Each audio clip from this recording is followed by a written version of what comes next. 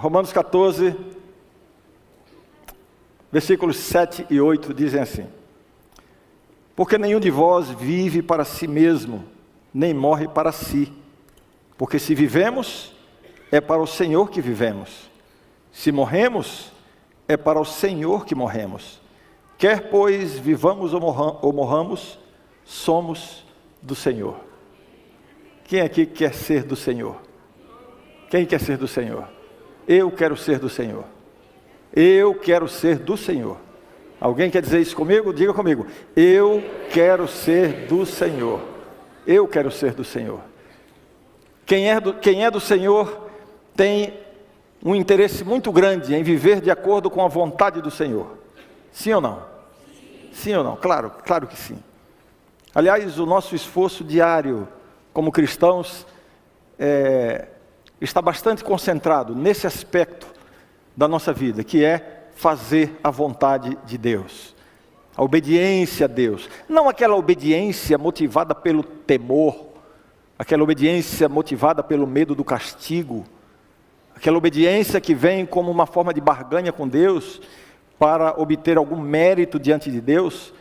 Essa motivação, ela é absolutamente sem lugar de acordo com a Bíblia, porque a Bíblia diz que a nossa justiça é como trapo de imundície. Para esse aspecto, né?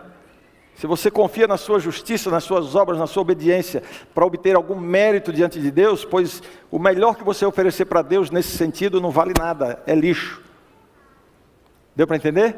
Não está falando que os nossos pecados são trapos de imundícia, está dizendo que a nossa justiça, ou as nossas justiças, o melhor que podemos fazer, não vai nos dar nenhum mérito aos olhos de Deus para efeito da salvação. Mas eu estou falando daquela obediência que vem como uma resposta de amor. Aquela obediência que vem da consciência de que a segurança que nós temos em nossa vida consiste em colocar a nossa vida dentro dos planos de Deus. Quando você pisa fora dos caminhos de Deus, você está pisando em areia movediça.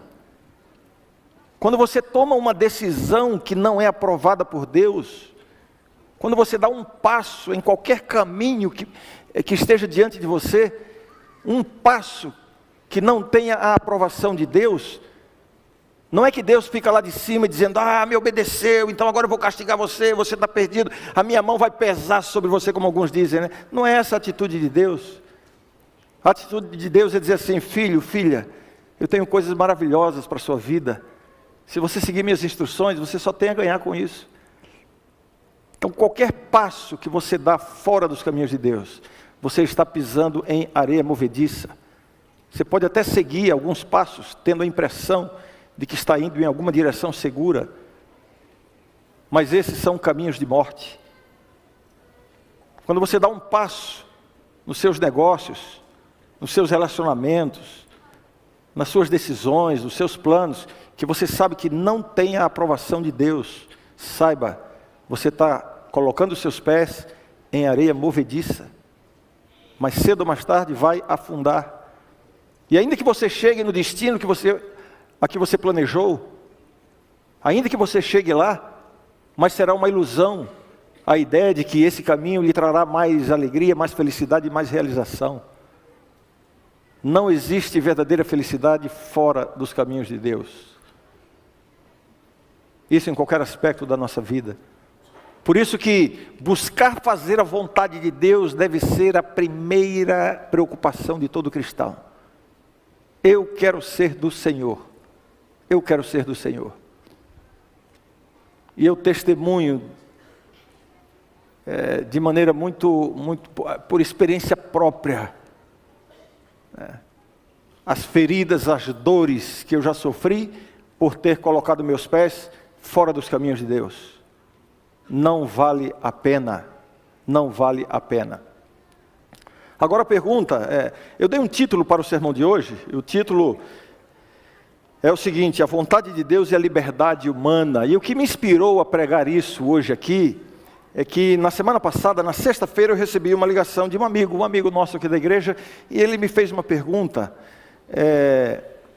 que tinha a ver com uma dúvida que ele tinha. Pastor, olha, eu estou para fazer isso aqui amanhã, mas eu estou na dúvida se isso aqui tem ou não tem a aprovação de Deus.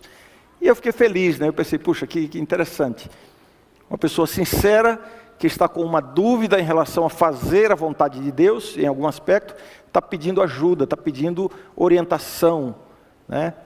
E a partir daquela conversa que eu tive com esse meu amigo, eu pensei assim, eu acho que essa conversa aqui pode ser ampliada e pode ser interessante para toda a igreja.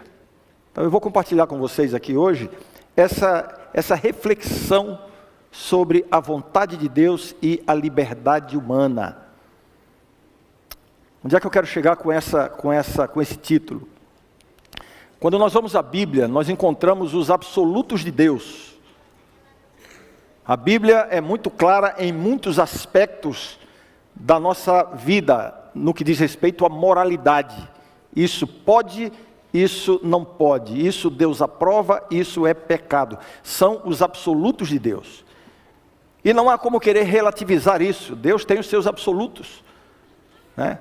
Um resumo de todos os absolutos de Deus, um resumo deles se encontra nos 10 mandamentos. Ali estão os absolutos de Deus. Não terás outros deuses diante de mim. Não há relativismo para isso, né? Honra teu pai e a tua mãe. Não há como relativizar isso. Não adulterarás, não furtarás, não dirás falso testemunho. Lembra-te do dia do sábado. E por aí vai. São os absolutos de Deus. Os absolutos de Deus se resumem basicamente nessa descrição assim, ó. Isso pode e isso não pode. Você não tem a liberdade de mudar isso. Ah, porque Deus disse assim, mas é porque hoje é diferente, ou porque depende. Não queira relativizar. Deus não lhe dá liberdade para relativizar os seus absolutos. Deus não dá liberdade para isso. Deus dá liberdade sim, para você obedecer ou não. Essa liberdade Deus respeita. Se você obedece, você vai ser abençoado. Não como recompensa, porque os absolutos de Deus dizem respeito àquelas coisas que funcionam e que dão certo na vida. É o manual do usuário. O fabricante de um aparelho, quando ele coloca lá no manual algumas instruções, não é para lhe dar trabalho. Ah, mas dá muito trabalho olhar o manual do usuário. Você compra uma coisa, eu não tenho paciência de ler isso, eu vou fazer do jeito que eu quiser. Você vai quebrar a cara, você vai usar mal usado e vai ter prejuízos. Então, os absolutos de Deus são o manual do usuário. Deus nos criou, Ele conhece todos os meandros da nossa mente, do nosso corpo, Ele sabe o que é bom para nós. Ele diz, olha, o que é bom é isso, isso aqui é ruim, isso é absoluto. Quer seguir, siga. Não quer seguir, não siga. Você tem liberdade para obedecer ou para desobedecer. Agora você não tem liberdade para mudar. Esses são os absolutos de Deus. Coisas na vida em que estão claramente definidas como pecado ou não pecado. Não matarás. Não tem como relativizar isso. Aí alguém diz assim, mas tem coisa na vida que a Bíblia não fala diretamente. Então aí fica de acordo com o nosso critério. Por exemplo, alguém me dizia isso outro dia, né? A Bíblia não diz que é pecado fumar maconha. A Bíblia não diz que é pecado cheirar cocaína. Então eu acho que isso aí depende de cada um. É isso que você procura na Bíblia? Não precisa procurar. Porque a Bíblia deixa princípios claros de cuidado com o corpo, com o templo do Espírito Santo. E esses princípios se aplicam a todas essas coisas. Não há como relativizar. Você tem a liberdade para obedecer ou desobedecer, mas não para mudar. A Bíblia não fala especificamente de pornografia ou de masturbação. Isso aí depende muito de cada pessoa. Se você ler a Bíblia com um pouquinho mais de atenção, você vai encontrar princípios claros sobre a sexualidade humana. Prazer sexual é uma experiência reservada por Deus para ser desfrutada entre marido e mulher. Qualquer coisa fora disso está fora do plano de Deus. Você tem liberdade para obedecer ou desobedecer. E muitas vezes nós incorremos na desobediência, não por uma escolha, mas por um deslize, ou por uma fraqueza, por uma deficiência de caráter. Eu não estou aqui julgando as lutas que nós temos, as batalhas que todos nós temos, e eu me incluo aqui. A nossa luta deve ser buscar o poder de Deus para fazer a vontade de Deus e cumprir os seus absolutos. O que nós não podemos fazer é relativizar o que é absoluto. Está claro isso aqui, gente? Isso aqui foi só a introdução, hein? Agora, existem coisas na vida que não se enquadram nos absolutos de Deus. Existe uma área de neutralidade moral, é óbvio que existe. E dentro desta área de neutralidade moral, aí sim, Deus nos dá a liberdade para tomarmos as decisões que julgarmos convenientes.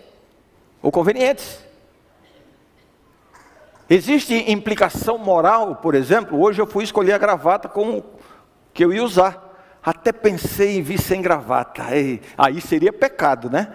Isso aí estaria no absoluto de Deus, segundo alguns por aí, né?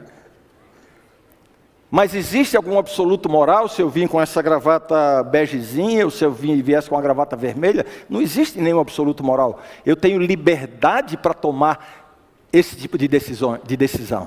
Estou usando o exemplo da gravata como um exemplo bastante superficial e simplório, mas isso em muitos aspectos da vida em que existe uma neutralidade moral. E aí Deus lhe dá liberdade para você tomar suas decisões. E vou dizer uma coisa, é mais difícil tomar decisões certas nesta área da neutralidade moral do que as decisões que têm a ver com os absolutos de Deus. Porque as decisões que têm a ver com os absolutos de Deus, nós não temos que avaliar muito, nós não temos que pensar muito. Você vai, por exemplo, você é empresário e você está para fechar um negócio, um contrato que vai lhe dar uma tremenda vantagem, mas quando você lê as letrinhas pequenininhas lá, você descobre que existe alguma coisa ali que infringe diretamente a lei de Deus. Exige de você uma atitude, alguma coisa que você sabe que vai desobedecer a Deus. Você tem a liberdade para obedecer ou não obedecer, mas se você quiser fazer a vontade de Deus, você não tem que pensar muito, porque já é um absoluto. Agora, nesta área de neutralidade moral, como é difícil tomar decisões certas aí, porque Deus não diz, você tem que decidir isso ou isso. E aí eu sou muito procurado, os pastores no geral, os conselheiros no geral, nós somos muito procurados, especialmente pelos jovens, né, para ajudá-los a tomar decisões, e quase sempre o pedido é feito assim: pastor, ora por mim, me ajuda para que eu saiba qual é a vontade de Deus. E aí eu digo assim: em que área? É que eu estou para escolher qual é a faculdade que eu vou estudar, que eu vou fazer, mas eu ainda não consegui identificar qual é a vontade de Deus. Eu não consigo, já pedi para Deus me mostrar, mas Deus ainda não mostrou se Ele quer que eu estude direito ou se Ele quer que eu estude publicidade. Eu preciso saber a vontade de Deus para isso. Aí, geralmente, a minha resposta... Querem saber a minha resposta? Não? Querem saber a minha resposta? Eu digo assim: Deus está me revelando a sua vontade agora para você nesse aspecto. Estou tendo uma visão. Sério, pastor, sério. Qual é a vontade de Deus? Deus está dizendo que a vontade dele é que você decida.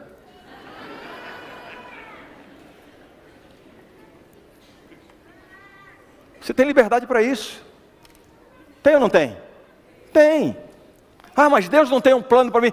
Deus tem um plano de salvação para você. Você não pode confundir plano de Deus com predestinação, com esse determinismo de que Deus fez um caminhozinho para você, marcado por uma linha, dessas linhas de costura bem fininhas. Se você, você vai tomar um suco, você tem que saber qual é a vontade de Deus, se esse suco vai ser de laranja ou de maracujá. Calma, gente, não é assim. Deus nos criou com liberdade, Deus nos fez seres livres. Deus nos deu a capacidade de raciocínio. Sim ou não? Uma das coisas mais maravilhosas, mais encantadoras do ser humano é essa capacidade de avaliar as coisas, de pensar, de concluir e de decidir com liberdade. Esse é um dos aspectos, é uma das facetas do ser humano que mais o faz semelhantes a Deus. Então, quase sempre esse tipo de de pedido, pastor, ora a Deus aí para Deus me mostrar qual é o curso que eu tenho que fazer, ou se eu namoro com esse, ou namoro com aquela, se é a vontade de Deus. Quase sempre isso vem motivado pelo desejo de fugir da responsabilidade de tomar uma decisão difícil. Aí você joga a responsabilidade para Deus.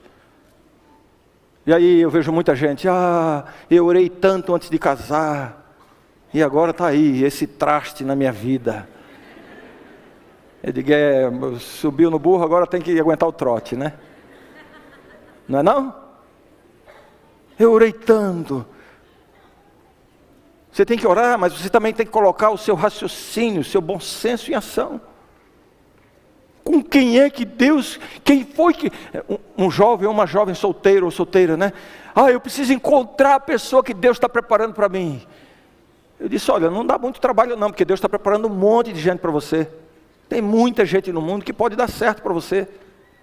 Você vai usar o quê? Os grandes princípios da Bíblia, as grandes orientações, e vai procurar alguém que se ajuste o máximo possível dentro desses grandes princípios. Se procurar direito, vai encontrar vários, ou várias. Tem gente que quer dizer, pastor, então eu estou cego ou cega, né? Não achou ainda, a gente dá uma ajudinha.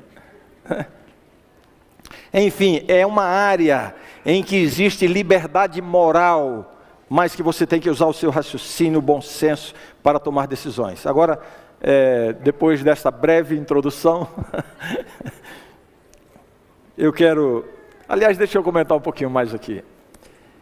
Essa coisa de buscar conhecer a vontade de Deus, né? Alguns, às vezes, na sua sinceridade, no seu ímpeto de não fazer algo que não corresponda à vontade de Deus, chega na hora de tomar uma decisão difícil na vida, aí fazem assim, Senhor, me mostra a tua vontade agora, onde meu dedo bater, a tua vontade. Abre a Bíblia e põe o dedo. Quem está rindo alto é porque faz isso todo dia.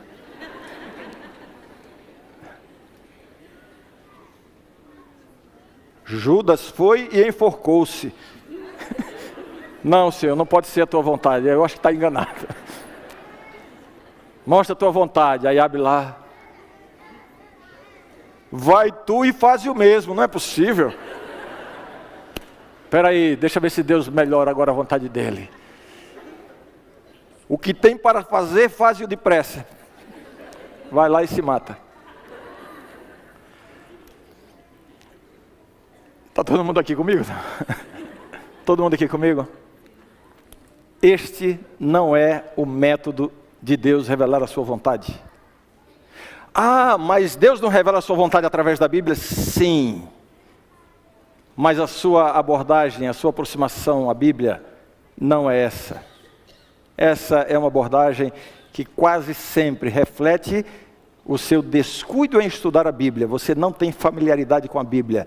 Você não estuda a Bíblia todo dia. Você não está familiarizado com a palavra de Deus, com os grandes princípios, como Deus se relacionou com as pessoas, as histórias bíblicas, a maneira como o que Deus falou, o que Jesus ensinou. Enfim, quando você está familiarizado com essas coisas, na hora de tomar uma decisão importante, as verdades da palavra de Deus virão à sua mente. E você terá condições de decidir. Agora, você não faz isso diariamente, aí na hora de tomar uma decisão difícil, você faz o quê? Joga a responsabilidade para Deus. Não faça isso. Não faça isso. Não estou aqui negando que eventualmente Deus tenha lhe falado assim de alguma forma. É até possível que tenha. Mas este não é um método seguro.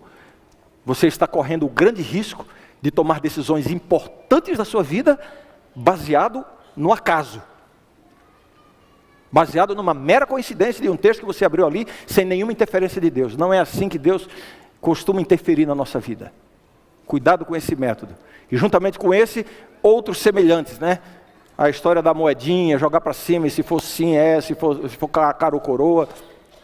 Você está obrigando Deus a dar uma resposta, a moeda não vai cair em pé, né? Não é assim que Deus se revela. Cuidado com essas formas de buscar conhecer a vontade de Deus. Ok? Mas vamos lá. No capítulo 14 de Romanos, no qual todos nós estamos, espero que você esteja com a sua Bíblia aberta e atento aí ao capítulo 14 de Romanos, especialmente o capítulo 14 de Romanos, nos dá alguns princípios sobre a tomada de decisões nestas áreas da vida. O que eu vou falar aqui não tem a menor intenção de servir de uma fórmula para lhe dar a resposta a todas as decisões importantes que você tem que tomar, mas alguns princípios que precisam ser considerados. Posso começar aqui? Eu começo com... Eu separei aqui, eu anotei aqui quatro princípios, 4 pontos importantes. Nessa área de liberdade humana, princípio número 1. Todo mundo aqui comigo, ó. Princípio número 1. Não julgue as outras pessoas em questões moralmente neutras. Não julgue as outras pessoas. E aí eu leio os versos 2 e 3 de Romanos 14, em que o apóstolo diz assim: um crê que tudo pode comer, mas o débil come legumes. Quem come não despreze quem não come, e quem não come não julgue o que come, porque Deus o acolheu. Então está falando aqui que o débil é vegetariano. Não, não é isso que está falando, gente. Por favor. Existem algumas dúvidas sobre a que especificamente o apóstolo Paulo estaria se referindo aqui, qual era a questão em jogo aqui. Muito provavelmente, esse texto aqui tem a ver com outro que está lá em 1 Coríntios, em que Paulo também fala num contexto que estava havendo uma disputa muito grande, uma desavença na igreja, por conta de que algumas pessoas se alimentavam de carne de animais que tinham sido sacrificados em rituais pagãos, sacrificados aos ídolos. As pessoas iam lá no mercado, no açougue, compravam a carne, e aquele animal tinha sido sacrificado num ritual pagão na noite anterior. E algumas pessoas da igreja, quando viam os irmãos ali, o ancião, o diácono, indo lá para comer esse tipo de carne, ficavam escandalizados e diziam: isso é pecado, esse daí está perdido, olha lá e tal. Aí ficou aquela bronca na igreja: pode comer carne sacrificada ao ídolo ou não pode comer carne sacrificada ao ídolo? Se você estivesse lá, você comeria carne de um animal que tivesse sido sacrificado ao ídolo? Se eu fizer enquete aqui na igreja, vai ter um monte de gente que comeria, outros que não comeriam. E aí, pode ou não pode? Aí o apóstolo Paulo deixa claro que esta decisão está numa área de neutralidade moral. Então, na área de neutralidade moral, faça o que você quiser, só não condene quem faz diferente. Não julgue aquele que pensa diferente de você. Ah, como a gente precisa aprender isso aqui na igreja, hein? Tem gente que acha que todo mundo tem que ver a religião do mesmo jeito que ele vê. Tem gente que acha que tem que se relacionar com Deus da mesma forma como ele se relaciona. Tem gente que acha que todo mundo tem que vencer os mesmos pecados que ele já venceu, as mesmas fraquezas que ele já venceu. Essas pessoas geralmente não vê as fraquezas que ainda não foram vencidas. E usam a sua experiência, as suas vitórias, não para servirem de inspiração para as outras pessoas, mas muito mais para servirem de condenação aos demais. Deus tem um método de atuar na vida de cada pessoa personalizado. Cada pessoa tem uma história, cada pessoa tem uma experiência. Cada um aqui recebeu um tipo de educação, cada um teve aqui seus caminhos da infância, da adolescência, da juventude, cada um teve aqui os seus percalços, seus traumas, suas lutas, suas batalhas, suas quedas. A sua história é diferente da do outro. Não espere que Deus haja na sua vida exatamente da mesma maneira, ou que Deus haja na vida do outro exatamente da mesma maneira como Ele tem atuado na sua vida. Algumas vitórias que você já alcançou, outra pessoa não alcançou ainda. Não o condene por isso. Aqui eu já nem estou falando de área de neutralidade moral, estou falando de maneira geral. Deus está nos conduzindo para o seu reino, e cada um dentro do seu tempo, cada um com a sua história, cada um com as suas experiências. Precisamos aprender a respeitar a opinião, a história e a experiência alheia. E agora voltando aqui para essa questão de neutralidade moral. Primeiro princípio: não julgue as outras pessoas em questões moralmente neutras. Ninguém tem o direito de forçar as suas conclusões morais sobre outros, especialmente em áreas em que a Bíblia não provê princípios claros sobre isso. Esse é o primeiro princípio. Segundo princípio, para a nossa conduta, as nossas decisões dentro desta área de neutralidade bíblica, né? Em questões de neutralidade moral, A consciência de cada um é que determina o que é certo e o que é errado. É muito bom saber disso, mas ao mesmo tempo é algo muito perigoso. A consciência humana não é plenamente confiável. Esse é o problema. Ah, mas eu faço isso e estou de consciência tranquila. Bem, você está de consciência tranquila por quê? Porque isso que você está fazendo não é pecado ou porque a sua consciência já está obscurecida pelo pecado? A consciência humana não é garantia de que o que você está fazendo é certo ou errado. No entanto, nas áreas de neutralidade moral, não estamos falando aqui dos absolutos de Deus, nessas áreas de neutralidade moral, cada um tem a liberdade de fazer, ou de agir, ou de decidir, de acordo com a sua consciência. Posso ler os textos? Está comigo aí em Romanos 14? Vamos lá? Verso 5. Cada um tem opinião bem definida em sua mente. Cada um tem opinião bem definida em sua mente. Duas coisas importantes aqui. Cada um, ou seja, cada um vai ter a sua opinião. Outra coisa importante. Tem a opinião bem definida. Convicção. Verso 14 agora. Eu sei e estou persuadido no Senhor Jesus de que nenhuma coisa é de si mesma impura, salvo para aquele que assim o considera. Para esse é impura. Aí tem gente que diz assim, está vendo? Não existe pecado. Não existe nada que é impuro. É óbvio que o apóstolo Paulo aqui não está falando dos absolutos de Deus. É óbvio que ele está aqui se referindo a essa área de neutralidade. E nesta área de neutralidade não existe nada impuro. Vai ser impuro, não porque Deus disse isso ou aquilo. Vai ser impuro por aquilo que a sua consciência disser. Ou seja, se a sua consciência diz que é impuro, então é impuro. Não faça, que vai ser pecado para você se você fizer. Percebeu? Este é o segundo princípio, né? Verso 23 agora, complementa. Mas aquele que tem dúvidas é condenado se comer, porque o que faz não provém de fé, e tudo que não provém de fé é pecado. Ah, vai comer a carne sacrificada ao ídolo? A pessoa que me ligou a semana passada, né?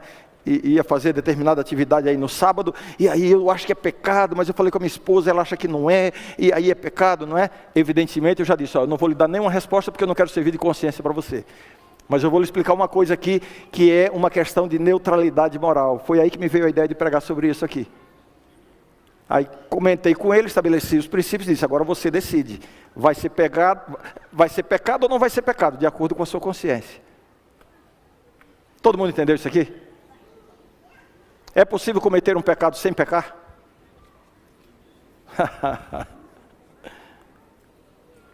O camarada saiu de casa, desempregado, preocupado, humilhado, família em casa com fome, e ele saiu disposto a tudo para naquele dia chegar em casa com alguma coisa, saiu disposto até, sei lá, o que fosse, ele não aguentava, entrou num comércio, e estava assim, angustiado, e aí pelo canto do olho assim, ele percebeu uma carteira solta em cima do balcão.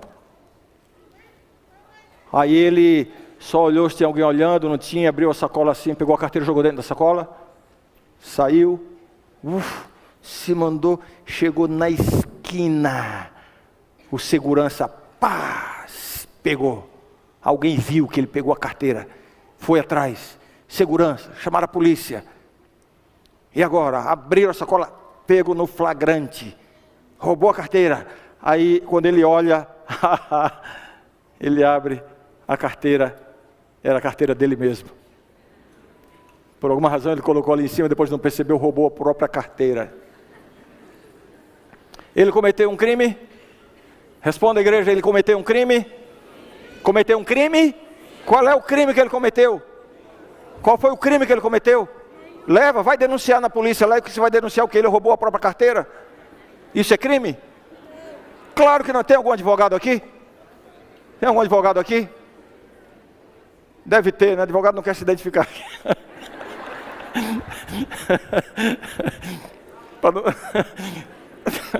Desculpa, retira essa parte aí. Claro que não há crime nisso, a carteira era dele. Há crime? Não há crime. Houve pecado? Sim. Porque o pecado tem muito mais a ver com a consciência. Não é que tem muito mais a ver. O pecado inclui a consciência também, não só a ação. Percebe? Então, um princípio para a tomada de decisões nesta área de neutralidade bíblica, não que roubar ou deixar de roubar está na área de neutralidade, estou usando isso aqui como exemplo sobre a questão da consciência. Se você tem dúvida, não faça. Ainda que seja uma área que você, a Bíblia não está falando, não está claro, mas se você está em dúvida, não faça. Na dúvida, não ultrapasse. É possível sim pecar sem cometer pecado. É o pecado da consciência. O apóstolo Paulo estava perseguindo cristãos. Tinha a intenção de acabar com aquela seita que estava trazendo tanto problema para a religião oficial. E aí Jesus o confronta, né? E conhecemos a história. E tem um momento que Jesus diz assim: dura coisa te é recalcitrar contra os aguilhões. O que significa isso? Paulo, seu maior pecado está no fato de que você está agindo contra os aguilhões da sua consciência. No fundo, você sabe que o que você está fazendo está errado. Por mais que você encontre justificativas para se manter nisso aí como se não fosse uma coisa errada, se a sua consciência lhe acusa, dura coisa é. E olha aqui, gente, todo mundo aqui comigo. Se tem uma coisa perigosa para a vida cristã, essa coisa é você ferir a sua própria consciência. Não entre nesse caminho. O único pecado na Bíblia que é descrito como pecado imperdoável tem a ver com essa questão de você agir contra a consciência, tanto a ponto de deixar a sua consciência completamente insensível ao toque do Espírito Santo. Vamos lá. Terceiro princípio. Você vai tomar uma decisão nesta área de neutralidade. Você tem liberdade para comer a carne sacrificada ao ídolo ou não comer, e você aplica isso ao que for.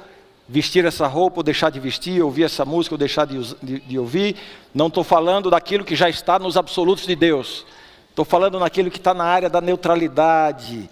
Depende de cada um, da experiência de cada um, do gosto de cada um. Deus está dizendo, você tem liberdade para decidir. Só que a sua liberdade tem que seguir alguns critérios. E é isso que eu estou mostrando aqui, né? O primeiro critério qual é? Não julgue quem faz diferente de você. Segundo critério, em questões de neutralidade, siga a sua consciência. Não haja contra a consciência. Uma coisa pode não ser pecado, mas será se você faz achando que é. E o terceiro princípio, se aquilo que você vai fazer, embora para você não seja pecado, não tenha problema nenhum, sua consciência não acusa, está tudo certo, mas isso vai servir de tropeço para outra pessoa, não faça. E é aqui que vem talvez o mais difícil, né? Mas o que me interessa é a opinião dos outros?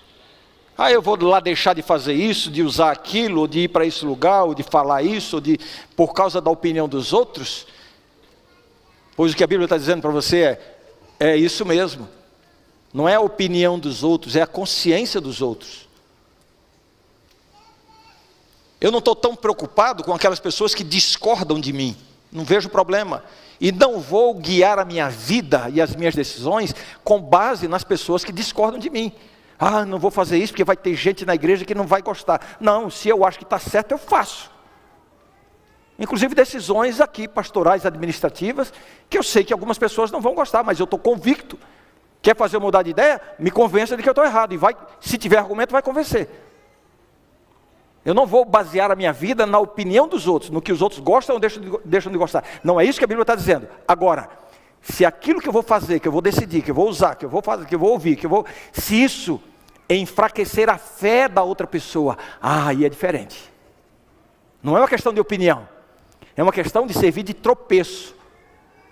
Mas se o pastor está fazendo isso, então já vi que a coisa está liberada, ou então já vi que tal, e acaba indo para o caminho do pecado, por causa de uma atitude minha, que na minha consciência está tudo certo, mas que serviu de tropeço para o outro. Aí a Bíblia está dizendo, por favor, não faça isso. Não faça isso. Olha o que a Bíblia diz. Estamos em Romanos 14 ainda? Sim ou não? Sim ou não, gente? Sim. Verso 13.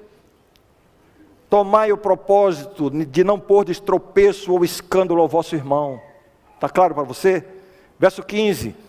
Se por causa de comida o teu irmão se entristece, já não andas segundo o amor fraternal. Por causa da tua comida, não faças perecer aquele a favor de quem Cristo morreu. Não é só uma questão de opinião, é uma questão de realmente afetar a fé da outra pessoa. Então não faça. Cristo morreu por ele. Não seja você uma pedra de tropeço para essa pessoa. Vou avançar para o capítulo 15, verso 1. Interessante esse versículo, eu quero chamar a atenção para ele, olha aí. Ora, nós que somos fortes devemos suportar as debilidades dos fracos e não nos agradar a nós mesmos. Está dizendo o quê? Isso aqui, a sua consciência é forte, a sua consciência não se afeta com isso. Tem tanta coisa envolvida aqui, né? Comer isso, comer aquilo. Não estou falando dos absolutos. Estou falando daquelas coisas que estão na área da liberdade humana. Sua consciência é forte, não afeta e tal, né? Você tem a consciência forte. Mas se lembre que há pessoas que têm a consciência fraca. E a Bíblia chama esse de fracos. 1 Coríntios 8, 13. Não precisa abrir a Bíblia, eu vou ler aqui, para você não sair de Romanos 14, tá bom? Diz assim: e por isso, se a comida serve de escândalo ao meu irmão, nunca mais comerei carne, para que não venha a escandalizá-lo. Ou comerei bem escondido, para que ninguém veja. Liberdade. Volto, eu estou brincando aqui, isso aqui não tem nada a ver com vegetarianismo. Questão aqui, carne sacrificada ao ídolo. Agora, é que meu tempo já está acabando aqui, né, Jaque? Eu ia falar um negócio, mas eu não vou falar não. Tenho tanto a dizer-vos, mas vós não estáis preparados para ouvir. Posso falar? Posso falar? Estou trazendo aqui a responsabilidade para os fortes, né? Aqueles que usam muito bem a sua liberdade, que têm maturidade espiritual, que conseguem conviver com essas diferenças, que entendem que existe uma área da vida em que a liberdade, que um vai pensar de um jeito, o outro vai pensar do outro, o outro se veste assim, esse aqui ouve tal música, esse aqui ouve... Eu não vou me escandalizar com isso, isso significa maturidade espiritual. E aí a Bíblia identifica esses, que para eles tudo é pecado, tudo é pecado. Comeu isso é pecado, fez aquilo é pecado, falou aquilo é pecado, tudo é pecado e tal, o tempo todo querendo corrigir os outros. Não, isso é pecado porque a igreja tem que purificar a igreja e tal. Está tão preocupado com o pecado. E quase sempre esses são vistos como os grandes zelosos da igreja. E as pessoas dizem: olha lá o irmão fulano, olha lá a irmã fulana. Isso é que é um cristão, tem zelo pelas coisas da igreja. Pois olhando para esse tipo de gente, sabe o que eu vejo? O que a Bíblia diz sobre eles, são os fracos. Se escandalizam com tudo, tudo é pecado. Tudo é pecado, tudo está errado. Não estou falando dos absolutos, estou falando dessa área de liberdade humana. Há pessoas que têm uma consciência demasiadamente sensível. E essas pessoas são confundidas como os cristãos mais maduros e zelosos da igreja. E a Bíblia está dizendo: esses são os fracos, são os débeis. Vamos ter cuidado para não ofender a consciência deles. Você percebe? Então, muito cuidado com a sua postura em relação a isso. E finalmente, estou falando aqui dos critérios que devemos adotar para a tomada de decisões nesta área em que nós temos liberdade. Não é isso? Quais são os critérios? Posso recapitular? Primeiro critério, você tem liberdade, há uma área de neutralidade moral, né? Primeira coisa, não julgue as outras pessoas por decidirem fazerem diferente de você. Quem come, não condene quem não come não condene quem come, né? Então, segundo, em questões de neutralidade bíblica, a consciência de cada um determina o que é certo ou errado. O importante é você não ultrapassar a sua consciência. Se passar consciência, você vai estar pecando, mesmo em algo que talvez não seja pecado. Terceiro, se for pedra de tropeço para alguém, não faça. Temos que cuidar com esses que se escandalizam facilmente e que podem prejudicar a sua própria salvação, por causa de coisas que não são moralmente pecaminosas, mas que vão agredir a consciência dessas pessoas. E finalmente, eu termino com este último princípio, que diz o seguinte: esse aqui é para todo mundo, hein? Está todo mundo aqui comigo? Eu acho que vou deixar para sábado que vem, porque isso aqui dá um sermão só para isso aqui. Avisa o Mário Jorge que ele não precisa vir sábado que vem, que eu vou pregar. Todo mundo ouvindo aí? Estou falando desta área em que há liberdade. Decisões na área da liberdade, da neutralidade moral. Se uma ação moralmente neutra interferir na sua comunhão com Deus ou o escravizar, cuidado. Esse texto que eu vou ler, 1 Coríntios capítulo 6, verso 12. Presta atenção na leitura que eu vou fazer aqui. Presta atenção. Aqui comigo. Presta atenção. Todas as coisas me são lícitas. Mais uma vez o apóstolo está dizendo que não existe mais pecado. É isso que ele está dizendo? É óbvio que não. É óbvio que Paulo aqui está tratando nesta área da liberdade. Não está tratando de absolutos aqui. É óbvio isso, né? Ele diz, 1 Coríntios 6, 12. Todas as coisas me são lícitas, mas nem todas convêm.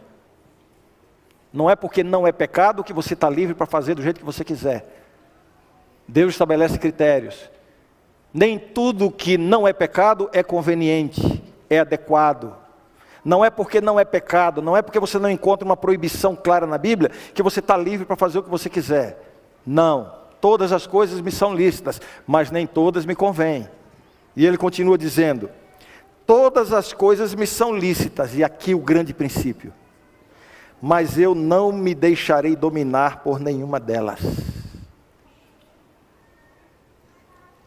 Tem muita gente que vai perder o céu por causa de coisas pecaminosas. E tem muita gente que vai perder o céu por causa de coisas que não são pecaminosas. Não é pecado, mas você está escravizado por isso. Não é pecado, mas isso está tomando mais do seu tempo do que o tempo que você dedica à comunhão com Deus. Não é pecado, mas isso está interferindo nos seus relacionamentos importantes na vida, com o seu cônjuge, com a sua família, com os seus filhos. Não é pecado, mas isso está tirando de você toda a inspiração para a oração e estudo da Bíblia. Mas não é pecado. Não é pecado, todas as coisas são lícitas, mas nem todas convêm. Todas as coisas me são lícitas, mas não me deixarei dominar por nenhuma delas. O pecado de muitas coisas não está na ação em si, está no o quanto essa ação, esse hábito, essa prática ocupa do seu tempo, dos seus interesses e da sua energia. Você entendeu? Eu preciso descrever alguma coisa aqui? Não. Eu diria, cuidado com aquilo que é pecado, mas tenha mais cuidado ainda com aquilo que não é pecado. Porque para o que é pecado, naturalmente a gente já está meio desperto, a consciência já mostra, não, isso aqui não pode, você se incomoda. Com o que não é pecado, você corre o risco de se entregar e ser escravizado por aquilo. E você pode perder a sua salvação por causa de ações, comportamentos, atitudes e práticas que não são pecaminosas, mas que escravizam você. Eu não preciso descrever, mas eu perguntaria, será que TV se inclui nisso aqui? Será que computador, internet, redes sociais podem se enquadrar nisso aqui?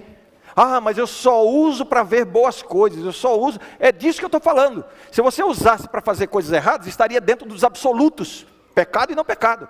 Eu estou falando das coisas boas mesmo. Daquilo que não é pecado. A questão não é pecado ou não é pecado? A questão é, quanto tempo está ocupando? Que nível de prioridade essas coisas têm tido na sua vida? E a prioridade não é definida pelo que você acha que é prioritário. A prioridade é definida pelo tempo que você dedica. Então não me venha com essa dizer, não, a minha vida com Deus é prioritária. Não, eu não quero saber o que você pensa. Eu quero saber o seguinte, quanto tempo você tem dedicado a sua vida com Deus? É aí que você vai demonstrar se é prioritário ou não é prioritário. A família é uma das minhas grandes prioridades. Não me venha com balela, eu quero saber qual é o tempo que você dedica, qual é o interesse que você dedica.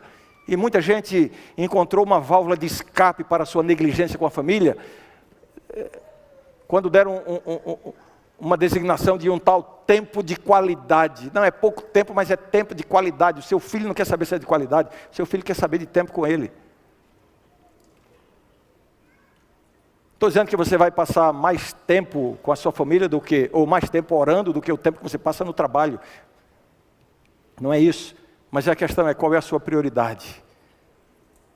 E não é só o tempo, é o interesse, a energia.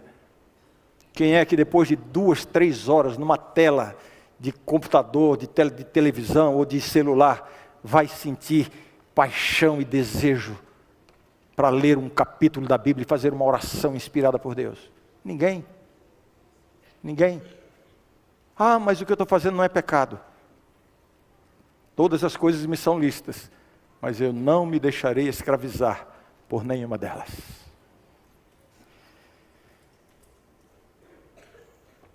Posso terminar? Posso? Tem gente dizendo, termina logo, pastor, por favor. Passei 2 minutos do meu tempo, né, Jaque? Vou terminar lendo o último texto. E aí deixo que o Espírito Santo faça a obra que Ele precisa fazer na nossa vida, cada um de nós, para tomar decisões e mudar a nossa rotina naquilo que foi importante. Eu leio o texto, 1 Coríntios 10, 31, que diz assim, só ouça para você não perder a atenção, não vou dar tempo para você procurar. 1 Coríntios 10, verso 31, que diz assim, portanto, quer comais, quer bebais, ou façais outra qualquer coisa, fazei tudo para a glória de Deus. Fazei tudo para a glória de Deus.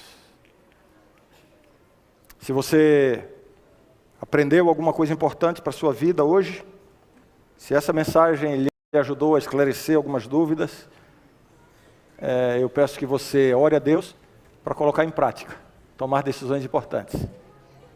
Mas eu quero pedir também que você compartilhe essa mensagem pela internet com outras pessoas, porque muitas pessoas poderão ser abençoadas com essa compreensão. Que Deus os abençoe, nos dê um bom restante de sábado. Amém.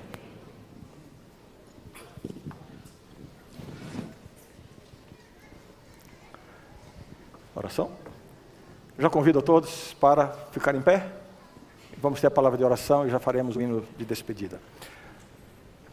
Na saída da igreja haverá um grupo de pessoas entregando uma revista adventista do mês de novembro para aqueles que desejarem ler. Tá bom? Vamos orar?